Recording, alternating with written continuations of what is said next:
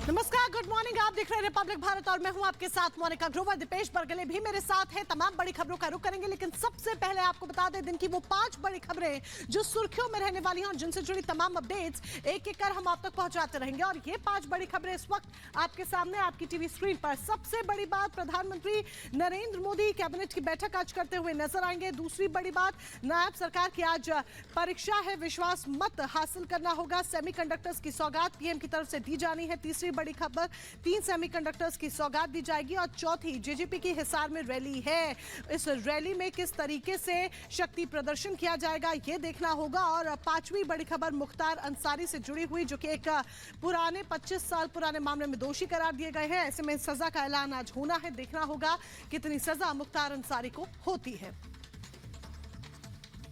तो हरियाणा में कल दिन भर चली हलचल के बाद नई सरकार का गठन हो चुका है और आज उसी नई सरकार का फ्लोर टेस्ट होना है।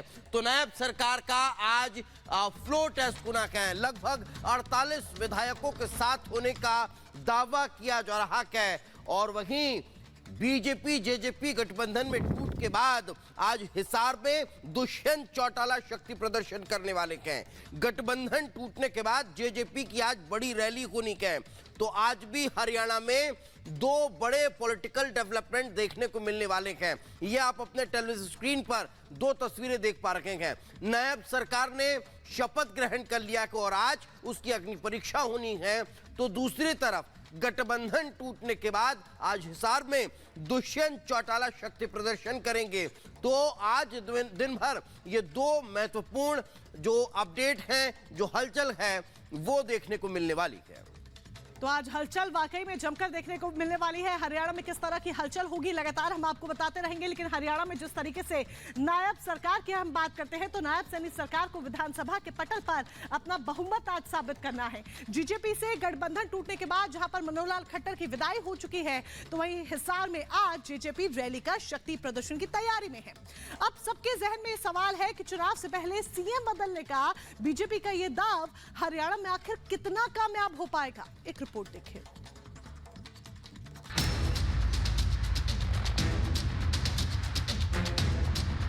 मैं नायब सिंह ईश्वर की शपथ लेता हूं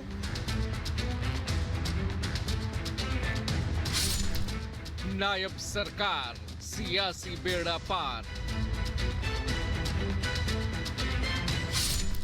24 के चुनाव में नायब पर दांव। मैं नायब सिंह ईश्वर की शपथ लेता हूं। फ्लोर टेस्ट किया अग्नि परीक्षा। हरियाणा में हैरत अंगेज सियासी दांव चलते हुए बीजेपी ने मनोहर लाल खट्टर को सीएम पद से हटाकर अचानक नायब सिंह सैनी को सीएम पद की कमान सौंप दी। हरियाणा की राजनीति में प्रधानमंत्री मोदी ने वही प्रयोग किया जो छत्तीसगढ़, मध्य प्रदेश और राजस्थान में किया गया था। इन तीनों ही राज्यों में बीजेपी ने मुख्यमंत्री के पद पर नए चेहरों को मौका दिया।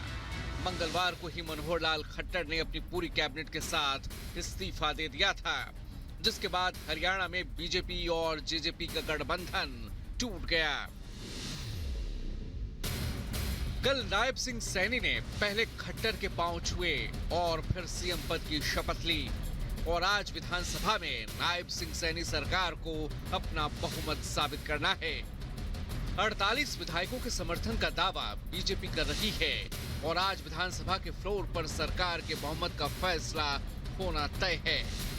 जहां एक तरफ विधानसभा में नायब सरकार को विश्वास मत हासिल करना है, तो वहीं दूसरी तरफ गठबंधन टूटने के बाद जेजेपी आज हिसार में रैली कर अपना दमखम दिखाने की तैयारी में है।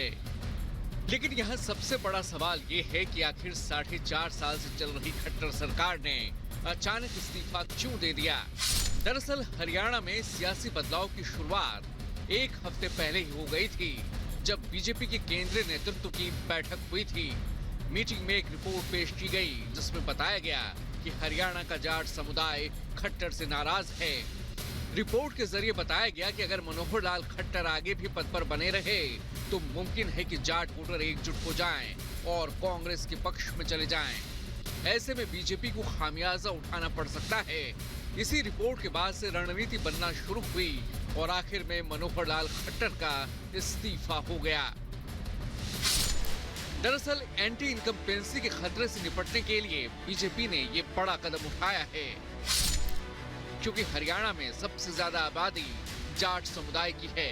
माना जाता है कि जाट समुदाय का वोट कांग्रेस, जेजेपी और आईएनएलडी के बीच बढ़ जाता है और उसे ही साथ देने के लिए नायब सिंह सैनी को कमान सौंपी गई है, क्योंकि लोकसभा चुनाव के तुरंत बाद ही हरियाणा में इसी साल विधानसभा चुनाव भी होने हैं। 48 विधायकों का समर्थन पत्र वो आदरणीय राज्यपाल जी, महामहिम राज्यपाल जी को दिया गया है और कल विश्वास प्रस्ताव भी है, उसको प्राप्त करेंगे विधानसभा के। 24 के चुनाव से पहले हरियाणा में बीजेपी ने नायब सरकार पर बड़ा दांव खेला है। नायब सिंह सैनी अब हरियाणा के सीएम भी हैं और बीजेपी के प्रदेश अध्यक्ष भी। नायब सिंह सैनी ओबीसी के बड़े नेता हैं। ओम प्रकाश धनखड़ को हटाकर सैनी को हरियाणा बीजेपी प्रदेश अध्यक्ष बनाया गया था। ये बदलाव ओबीसी समुदाय पर पकड़ मजबूत करने के लिए किया गया था। नायब पर चुनाव में बीजेपी को बड़ी जीत दिलाने की जिम्मेदारी है। फिलहाल नायब कैबिनेट में कुंवरपाल गुर्जर, मूलचंद शर्मा, रणजीत सिंह, जयप्रकाश दलाल और डॉक्टर बनवारी लाल ने भी मंत्री पद की शपथ ली है। Bureau report, Republic Bharat. Lok Sabha चुनाव से पहले मुख्तार अंसारी की मुश्किलें बढ़ती जा रही हैं। 35 साल पुराने एक मामले में अब मुख्तार अंसारी को दोषी करार दिया गया है। देखिए एक मिनट की रिपोर्ट।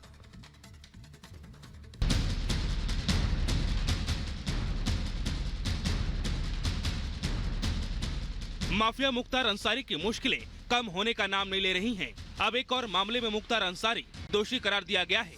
वाराणसी कोर्ट ने फर्जी ढंग से शस्त्र लाइसेंस लेने के मामले में मुख्तार अंसारी को दोषी करार दिया है।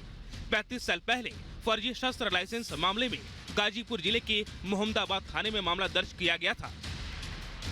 दरअसल असलहा लाइसेंस से जुड़े मामले में मुख्तार पर धोखाधड़ी करने का आरोप है। उसने डीएम और एसपी के फर्जी साइन करते हुए लाइसेंस हासिल कर लिया था। वाराणसी के एमपी एमएलए कोर्ट आज मुख्तार अंसारी के खिलाफ सजा सुनाएगी। मुख्तार अंसारी के खिलाफ ये तीसरा मुकदमा है जिसमें अदालत द्वारा सजा सुनाई जाएगी। इससे पहले अवधेश राय हत्याकांड और कोयला व्यवसायी नंद किशोर रुंगटा के भाई महावीर प्रसाद रुंगटा को धमकाने के मामले में यहां की अदालत सजा सुना चुकी है। Bureau report, Republic Bharat. Lok Sabha चुनावों को देखते हुए मुख्यमंत्री योगी आदित्यनाथ भी एक्टिव मोड में नजर आ रहे हैं। यही एक बड़ी वजह है कि आज 3 जिलों का दौरा मुख्यमंत्री करने वाले हैं, जिसमें उन्नाव, फर्रुखाबाद और बरेली शामिल हैं और कई परियोजनाओं की सौगात भी सीएम देते हुए नजर आएंगे। रिपोर्ट देखिए।